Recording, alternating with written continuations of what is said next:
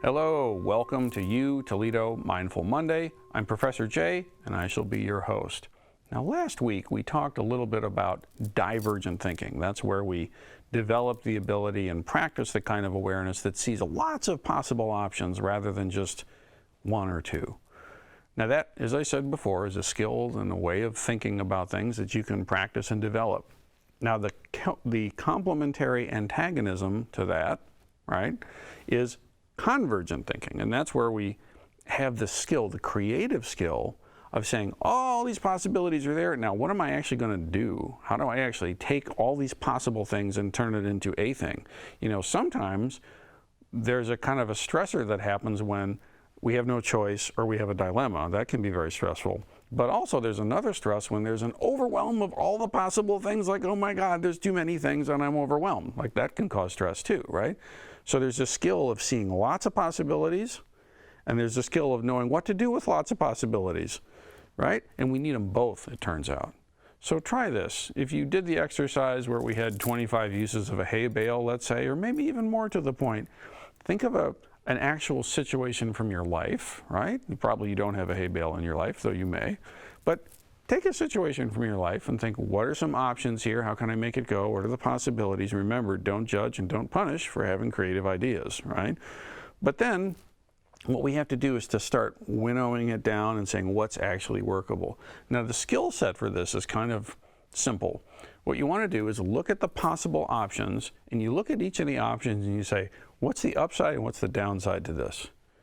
And what's the upside and the downside to that? And what's the upside and downside to this one? Let's say there's three.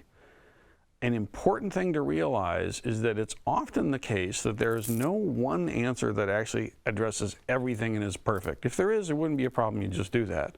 The fact that we're having this conversation about this particular situation means it's difficult, complicated, and not obvious. So an important thing to relieve stress is to realize, look, you have to know what's the most important outcomes you're trying to get, what's the most value deep thing you can make sure happens, and kind of have a sense of what's important to you, right? And then you look at the different options that are there, as obvious as this sounds, and you say, what's the upside and what's the downside? What's the upside and what's the downside? And here's significant, which upsides are most important to you?